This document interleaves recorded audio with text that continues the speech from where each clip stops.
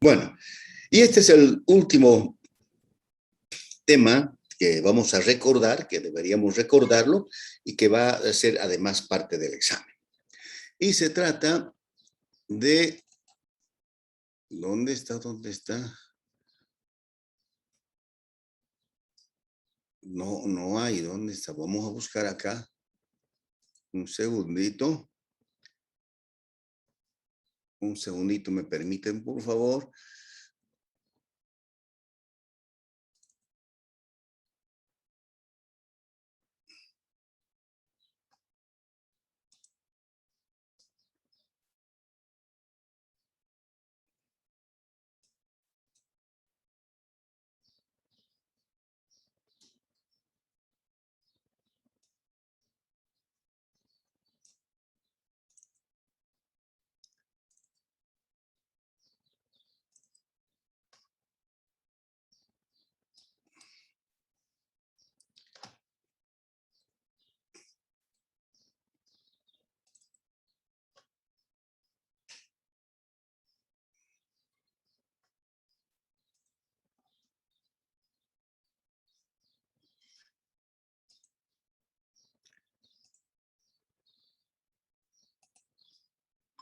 Muy bien, ahora sí.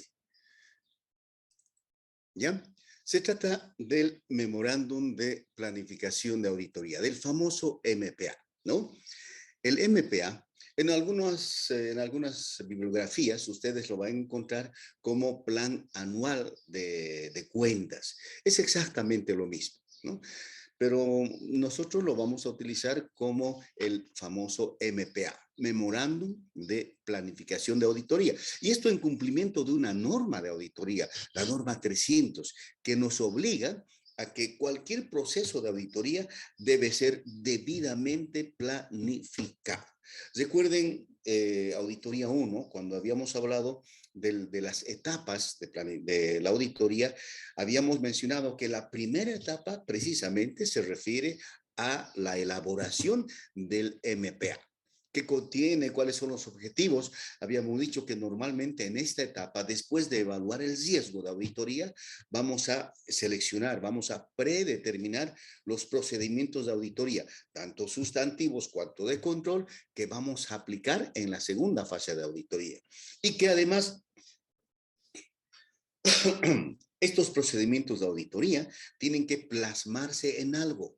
Precisamente se plasman en los programas de auditoría para cada rubro y esos programas se incorporan al memorándum de planificación de auditoría, ¿no? Entonces, ¿qué dice precisamente esa norma? ¿Qué dice la NIA 300 respecto de la necesidad, vamos a mover esto acá, de planificar, ¿no? En esta norma, además de determinar, de establecer el objetivo de la norma, etcétera, etcétera, establece nuestra responsabilidad, es decir, la responsabilidad que tienen todos los profesionales que están elaborando una auditoría de cualquier naturaleza, puede ser auditoría perdón, todavía estoy un poco mal, forense, puede ser especial, puede ser financiera o de cualquier otra naturaleza. Necesariamente tenemos que planificar. Aquí no funciona eso de que, oh, sin planificación sale mejor. No, y nuestra planificación necesariamente tiene que ser técnica, tiene que ser profesional, ¿verdad? Por supuesto que el proceso de planificación o de elaboración del MPA va a diferir si es que es una primera auditoría que realizamos, donde ya habíamos visto, recordando ese hecho, es decir, si fuera la primera auditoría, no tenemos todavía conocimiento necesario, vamos a ir acumulando. Eh, por lo tanto, la elaboración del MPA, del memorándum, va a requerir más tiempo que en una auditoría posterior, es decir, en una recurrente, en una empresa donde ya nosotros habíamos hecho la auditoría. Entonces, normalmente vamos a ver este tema como si fuera de auditorías recurrentes.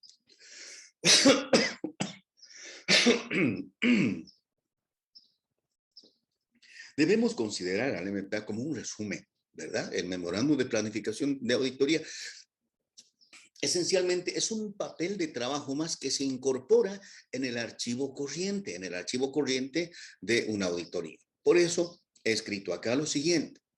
¿Qué es el memorándum? ¿En qué consiste? Básicamente es un papel de trabajo más. Es un papel de trabajo que contiene, que documenta ciertos aspectos sobre los que nosotros hemos decidido, aspectos generales, por supuesto. En otras palabras, pudiéramos decir que es el resumen de las cuestiones más importantes que yo, como auditor, he considerado para llevar adelante mi auditoría. En otras palabras, es el camino, es la estrategia que yo voy a aplicar. La estrategia que yo he determinado tiene que estar plasmada en el memorándum de planificación de auditoría o en el plan de cuentas, que es exactamente lo mismo.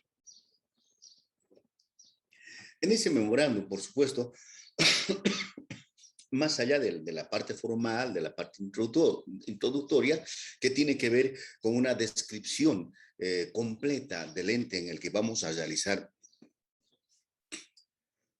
la auditoría, una descripción de las actividades, del tipo de operaciones, de la magnitud de sus operaciones, de la complejidad o no de sus sistemas contables y todos los sistemas de información incorporados en la empresa, etcétera, etcétera. Vamos a incorporar además qué servicios realmente nosotros vamos a prestar en función de los requerimientos de la misma, ¿verdad? Y aquí habíamos hablado en la auditoría 1 del memorándum de planificación, pero muy generalmente, ¿verdad? Y habíamos dicho ahí que en esta etapa es muy importante, muy importante evaluar preliminarmente los sistemas de control interno establecidos en la empresa, ¿no? No se olviden que la primera evaluación del riesgo de auditoría corresponde al riesgo inherente y luego a los riesgos que pudieran ser parte de los sistemas de control interno, es decir, el riesgo de control. En esta primera etapa, yo como auditor tengo que identificar aquellas partes más sensibles de la información con la que estoy trabajando. Es decir, debo identificar qué asuntos considero, creo que son importantes.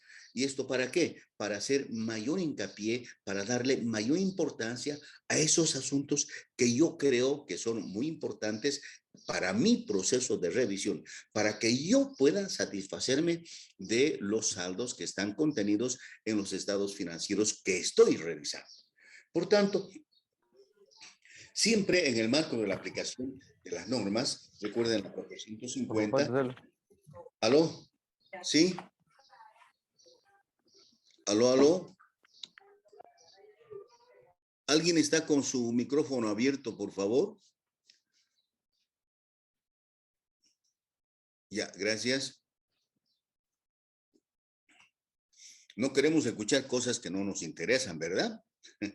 Bueno, entonces, cuando estamos hablando de la aplicación de la 450 o el respeto a la norma que establece esa, nos dice que debemos determinar la importancia relativa, es decir, qué es el punto de importancia relativa. En otras palabras, estamos hablando de la estrategia del plan de trabajo que vamos a seguir y que están contenidos en qué? En los procedimientos que yo he seleccionado. Entonces, básicamente, esta es una visión general de lo que nosotros debemos entender como el memorándum de planificación de auditoría. Este, esta visión inicial obviamente tiene que ver con algo que nosotros perseguimos. ¿Qué es lo que pretendemos con la elaboración del memorándum de planificación de auditoría? Esencialmente, nosotros queremos, en función de la búsqueda, análisis, evaluación de las pruebas que para nosotros técnicamente se llaman evidencias, yo tengo que documentar la información que considero más importante para que yo o el equipo de trabajo de auditoría que va a realizar la revisión de los estados financieros tenga un conocimiento contextualizado. ¿Qué quiere decir un conocimiento contextualizado? Quiere decir un conocimiento que le permita conocer, comprender, entender a la empresa en todos los aspectos.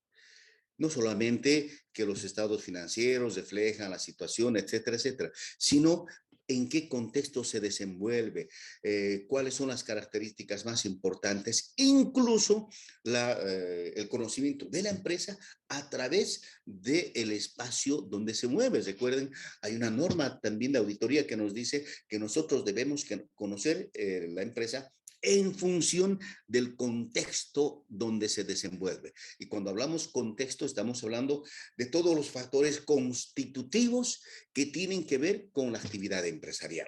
Entonces, ese es el objetivo, tener a mano toda la documentación importante que permita al auditor, al equipo de auditores, tener ese conocimiento necesario para empezar a trabajar en la revisión de los estados financieros.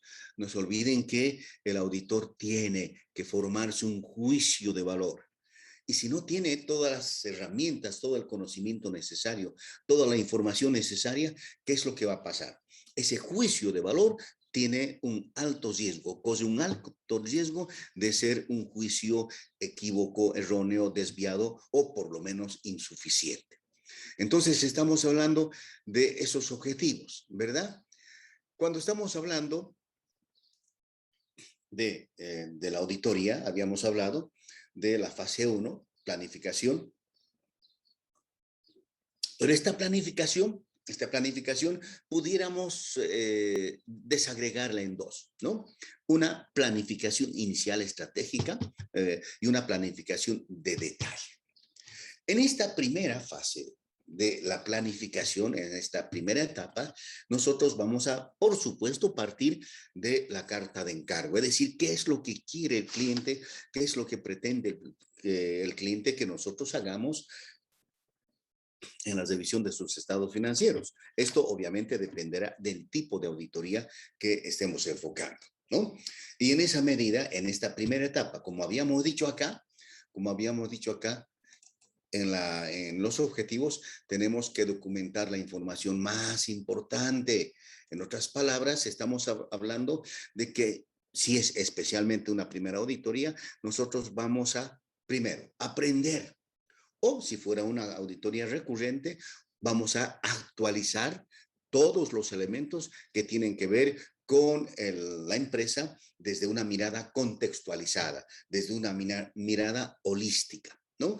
Entonces, esa revisión o esa información nos va a permitir hacer una revisión analítica de todas las informaciones que yo considero pertinentes. Y por supuesto, determinar el porcentaje de materialidad o lo que se llama la importancia relativa, ¿no? Y este va a ser, en resumen, el memorándum de planificación de auditoría o plan anual de cuentas para una auditoría, ¿no? Pero recordemos, hemos hablado aquí la materialidad, ¿no? ¿Qué es la materialidad? ¿Qué es la importancia relativa? Esto está en las normas, pero yo se los he transcrito acá para que con estos elementos que ustedes tienen puedan remitirse a las normas y puedan ampliar sus conocimientos. Se trata de la aplicación, más bien de encontrar errores, omisiones que pudieran haber en los estados financieros. Obviamente, esos errores tendrán que ser, ya sea individual o colectivamente, significativas para que se consideren dentro del concepto de materialidad o importancia relativa, ¿no? Y en este marco, la 320, la norma internacional 320, establece que nosotros como auditores somos responsables de determinar ese indicador, ese índice de materialidad o de importancia relativa para que nosotros, con base en eso, podamos planificar, podamos más que planificar, ejecutar la auditoría, ¿no? Y en la 450, precisamente, está ese concepto del indicador o de la importancia relativa. ¿Qué dice? Aquí está en amarillo, ¿no? En amarillo, con letras amarillas dice la materialidad o importancia relativa se refiere a que los errores, las omisiones que nosotros hayamos podido encontrar, se consideran materiales importantes, tomadas individualmente o tomadas en conjunto, ¿ya? Y que sean tan significativas que probablemente puedan influir en las decisiones económicas de los usuarios de los estados financieros auditados. Recuerden, en Auditoría 1 habíamos hablado quiénes son los usuarios de los estados financieros auditados. A ver, perdón, vamos a...